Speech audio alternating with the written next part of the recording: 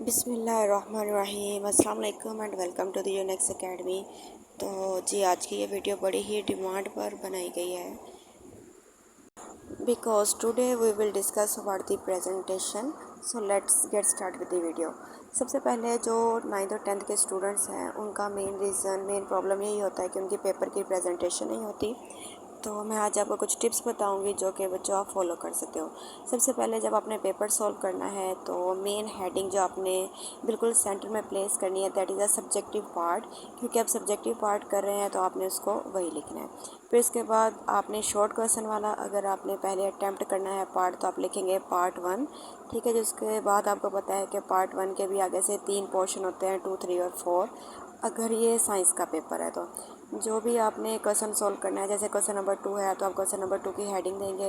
इस तरीके से कुछ जो है वो आप प्रेजेंटेशन देख सकते हैं। कुछ तरीके जो हैं ऑलरेडी चैनल पे अपलोड है वो भी देख लें। इसके अलावा अगर आपने क्वेश्चन नंबर 2 करना है और उसका पहला पोर्शन करना चाह रहे हैं तो ज़रूरी नहीं है कि आप पूरा सवाल लेके अपने टाइम को वेस्ट करें, बस आपने क्वेश्चन नंबर लिखना है।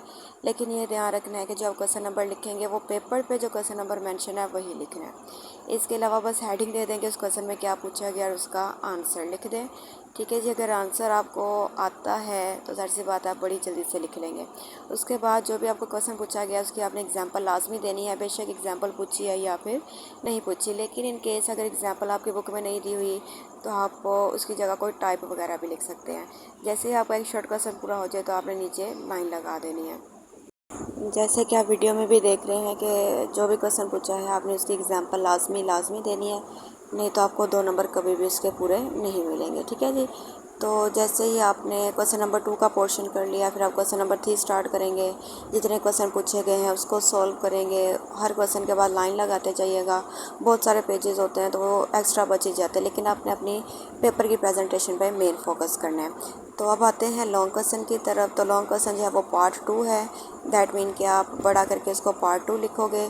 उसके लॉन्ग क्वेश्चन स्टार्ट होते हैं क्वेश्चन नंबर 5 से 5, 6 और 7, ठीक है जी। मज़ीद भी पार्ट्स होते हैं क्वेश्चन के, जैसे क्वेश्चन नंबर 5 है, 6 है, 7 है तो उसका ए और बी पार्ट है।